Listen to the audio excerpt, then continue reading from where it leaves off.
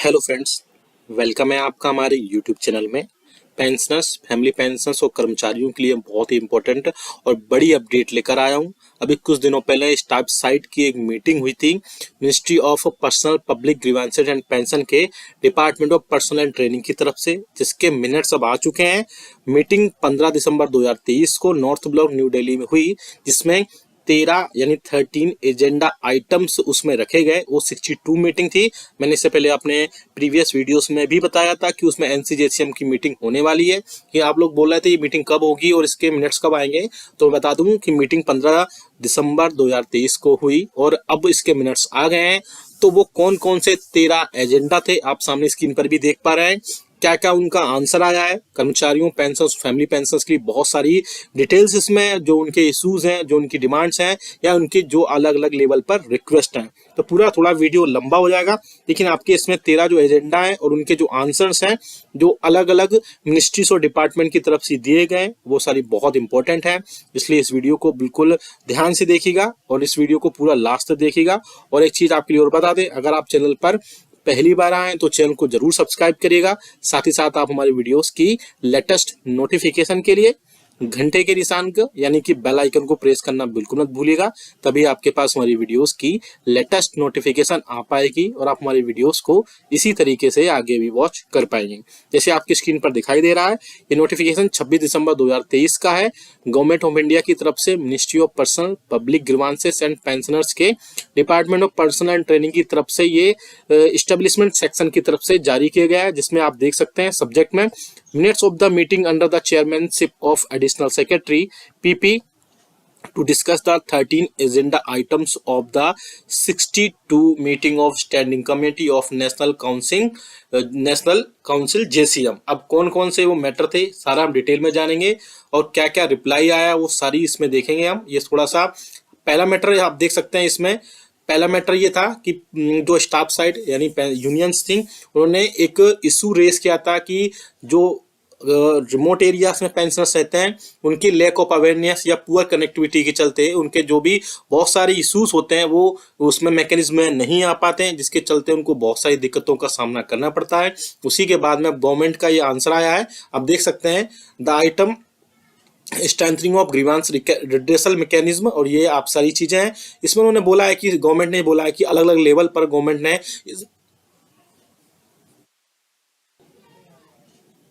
अलग अलग लेवल पर चीजें उसमें हाईलाइटेड की है, चाहे वो अलग अलग मिनिस्ट्रीज हो, चाहे वो डिपार्टमेंट हो, उनको चाहे वो एसएमएस के जरिए हो, चाहे फीडबैक के जरिए हो। पेंशनर्स के लिए बहुत सारी चीजें इसमें की गई हैं और आगे भी ऐसे करते रहेंगे। थोड़ा सा मैं डिटेल में बता देता हूँ। इसमें उन्होंने बोला है ही explained that a monitoring system for the progress of grievance disposal was in place. Regular interministerial meetings are held for progress monitoring. Pensioners are informed about case developments through SMS and feedback from pensioners is obtained. Additionally, he highlighted a comprehensive office memorandum dated August 23, 2023, issued to all ministries and departments, emphasizing that cases should be treated and disposed of only after conclusive resolution. तो आप देख सकते हैं government ने बोला है कि सारी चीज़ों का रिजोल्यूशन अच्छे से किया जाता है, लेकिन पेंशनर्स ने ये बोला था कि जो पुअर कनेक्टिविटी है और भी सारी चीज़ें हैं वो सारी सही से नहीं हो पाती, जिसके चलते बहुत सारी चीज़ों का सामना करना पड़ता है। अब बात करते हैं दूसरे आइटम की, जिसमें बोला गया था restoration of the commuted pension of pension after 12 years of service. उन्होंने बोला था कि जितने भी कम्यूटेड पोर्शन है पेंशन का वो 12 साल के बाद में हो जाना चाहिए। इसमें आंसर देख सकते हैं आप, इसमें आंसर आया है The staff side demanded for restoration of the commuted portion of the pension after 12 years of service. Department of Pension and Pension Welfare informed that a proposal for reduction in restoration period of commutation was referred to the Department of Expenditure. However, Department of Expenditure returned the proposal, stating it to be premature. DSDO Expenditure clarified that they had received a proposal from the Department of Pensioners and Pension Welfare proposing that the matter relating to a reduction in the restoration period of the commuted pension may be referred to the next CPC. यानी कि जो पे commission है उसका। As the CPC has not been constituted the proposal was written, it was decided that the department of pension and pension welfare may consider sending a fresh proposal to Department of Expenditure. If required, Department of Expenditure may convene a meeting with the staff side. यानी उन्होंने बोला है कि जो department of pension and pension welfare है, उन्होंने department of expenditure को, जो कि आपकी कमिटेड पोर्शन होता है पेंशन का, वो 12 साल की जगह 12 साल में करने को बोला था, और उसमें भी समय थोड़ा सा कम करने के लिए बोला है। अब आगे जो भी मैटर इसमें होगा, उन्होंने डिपार्टमेंट ऑफ एक्सपेंडिचर ने प्रपोजल को लिया है, और साथ ही साथ उन्होंने बोला है कि जो फ्रेश प्रपोजल है वो दिया जाए, उसमें और भी कई सारी चीजें ऐड करके, जिसके चलते उनको आगे उसमें प्रॉब्लम ना हो। नेक्स्ट पॉइंट देख सकते हैं आप, third point, payment of FMA to employees and pensioners of the national institute of Ayurveda and bring the employees of the institutes within the ambit of CSSMA rules ministry of AYUSH. पहली थोड़ी एक चीज और बता दूं मैं कि अगर आप इस पूरे जो भी हम सर्कुलर पढ़ रहे हैं इसका प्रिंट आउट चाहते हैं, इसका आप PDF चाहते हैं, तो कमेंट बॉक्स में यस लिख दीजिएगा, और डिस्क्रिप्शन बॉक्स में जा करके वीडियो को लाइक करके और डिस्क्रिप्शन बॉक्स में जा करके आपको ये पूरी डाउनलोड कर लेंगे, आप डिटेल में पढ़ सकते हैं इसको। आप देख सकते हैं इसमें और भी कई सारी चीजें लिखी गई हैं। पॉइंट नंबर 4 भी देख सकते हैं इसमें आप, maximum coverage under the deposit linked insurance scheme for central government employees may be increased from 60,000 to 6 lakh। Department of expenditure ने इसका आंसर दिया है। उन्होंने बोला है, it was observed that this item was considered in the 62 meeting of the standing committee and in view of the justification put forth by the staff side, it was decided to reconsider the issue in Department of Expenditure. Department of Expenditure informed that they were waiting for the proposal in this regard of the Department of Pension Welfare।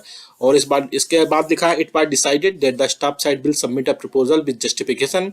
उन्होंने बोला है कि जो भी आपकी insurance scheme है central government employees की, उसकी लिमिट जो है 60,000 रुपये से बढ़ा करके 6,000 रुपये किए जाए, जिसमें मिनिस्ट्री ऑफ फाइनेंस के डिपार्टमेंट ऑफ एक्सपेंडिचर ने बोला है कि आप एक फ्रेश प्रपोजल, या बोल सकते हैं कि जो भी प्रॉपर जस्टिफिकेशन है उसको डाल करके एक प्रपोजल दीजिए। उसके बाद में डिपार्टमेंट ऑफ पेंशन वेलफेयर उसका एग्जामिन करने के बाद में डिपार्टमेंट ऑफ एक्सपेंडिचर को प्रॉपर तरीके से रेफर करे, उसके बाद जो भी इसमें अपडेट आएगा वो उसमें आगे होगा। आगे आप देख सकते हैं पॉइंट नंबर 5 में, restoration of facilities and concession withdrawn by the railways to senior citizen.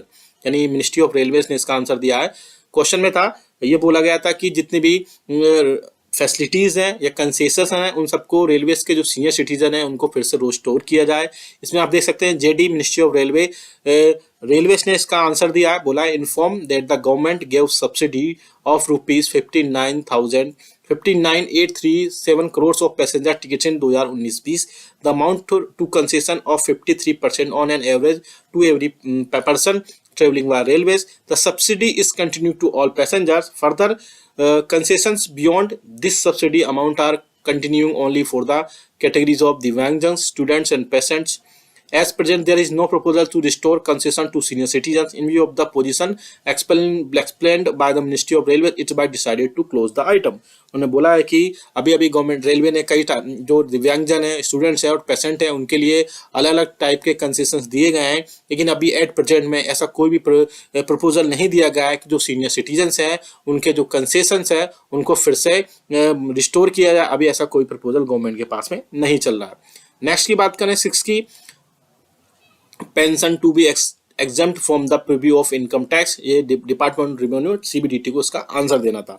आप देख सकते हैं आंसर में लिखा है, on the demand for exemption of pension from income tax, department of revenue inform the policy of the government is to simplify the income tax act 1961 by removing exemption and incentives while at the same time reducing the rates of taxes, therefore the proposal could not be agreed, it was decided to close the item। यानी कि government की तरफ से, pensioners association की तरफ से बोला गया था कि पेंशन जो है इनकम टैक्स से एग्जम्प्ट होना चाहिए। उन्होंने बोला है कि अभी गवर्नमेंट इस पे एग्री नहीं है, जो डिपार्टमेंट ऑफ रेवेन्यू है CBDT का, वो इस प्रपोजल पर अभी एग्री नहीं है, इसलिए इस आइटम को क्लोज किया जाता है।